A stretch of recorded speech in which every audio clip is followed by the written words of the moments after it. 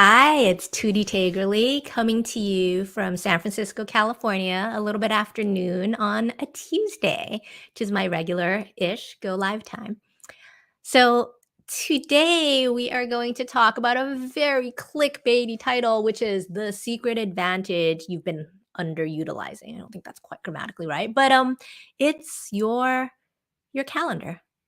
Um, so often we have a love-hate, maybe more hate relationship with our calendar. It's our taskmaster that says, "Hey, you need to be here for this 30-minute chunk and here and here." And you might have all these blocks overlapping. You might be double booked, triple booked, and it could be a huge source of stress. And I say that's because you are letting your calendar run your life. You're letting other people's agendas and meeting invites come in and run your life. So, I want to talk a little bit about how to flip this script, flip this story, escape a bit from the cult of busyness by adding some structure and some intention to how you want to spend your time as expressed with your calendar. So, the first thing to think about is, and this is very, very personal, is to have a clear sense about what matters most for each time period. So what am I talking about time periods? I'm talking about this day, today. That might be a little too granular, but definitely this week, this month, this quarter. I'd say the year. Let's forget about that for now. So looking at, say, a day, a week, a month, a quarter, starting with the intention. What is your main focus area? What is your main, like, big rocks, big things that you wanna make sure you devote time to for this quarter? And I would not worry about the things that automatically run themselves, like maybe the bread and butter of your job, maybe the projects that you're doing with other people. Those will tend to run themselves on the quarterly level. I think when you think about intention and what matters the most, it's things that would get dropped by the wayside if you didn't put focus on them. So if you think about a quarter, things that people often will have an intention about maybe maybe get healthier, maybe lose weight, eat healthier, exercise. Maybe I want to start writing and blogging. I want to start speaking. I want to explore maybe something in this new space, potentially for a future career pivot. Whether it's in maybe ed tech or green tech or something that feels a little bit more fulfilling. That's kind of a type of a good, like, big rock to put in a quarter. So that's just an example.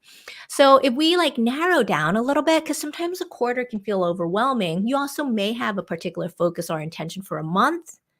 And then something that I do a lot is look at each week and be like, okay, what are the big rocks that I need to spend a lot of time in each week? So, for example, this week I'm doing a closing keynote and with some travel on Thursday, and so that's a big chunk of it. Even though there's a lot of other things that are going to happen.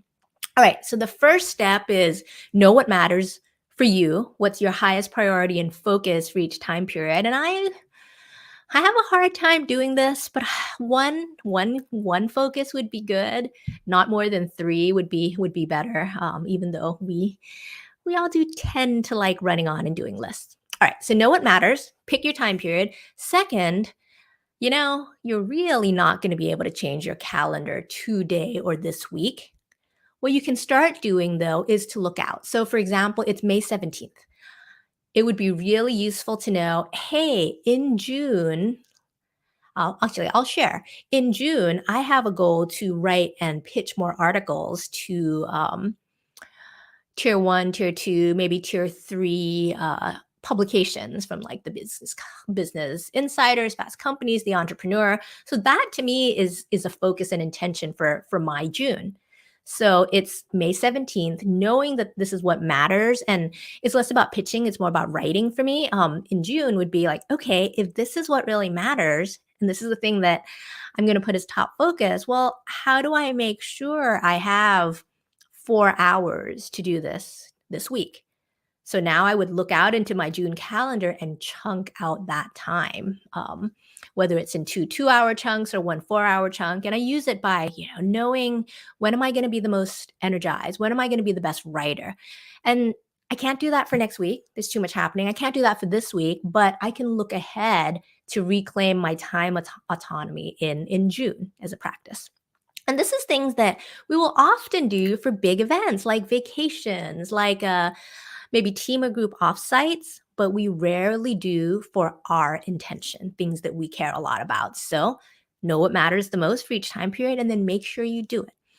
If you have smaller things, so for example, I work with my clients a lot to be like, okay, how do you build in a reflection time each week? How do you sit down with some quiet, unstressed time and be like, what's my focus and priority this week?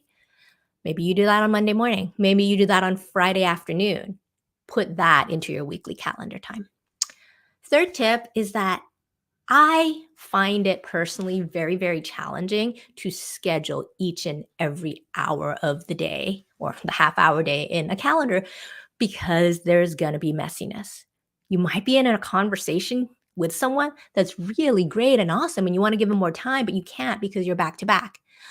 Things might happen, especially as we're starting to travel more and get out more, is that, hey, it takes time to physically travel rather than just Zoom apparate. It could be that maybe you're feeling especially inspired and want to go deeper and focus into a piece of code or into a marketing plan, and you don't have that time. So as you schedule out the calendars is how do you build in this time for messiness for recovery?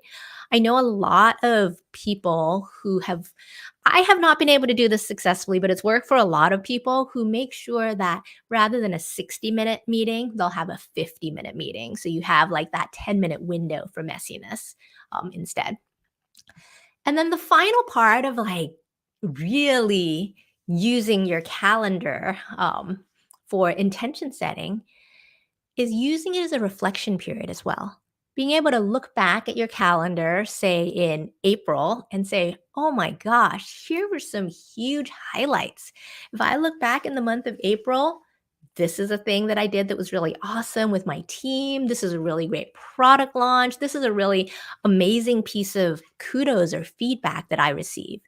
Because we kind of have short memories. As humans, especially working in tech, we can be firefighters and looking forward to the next problem, the next thing to solve.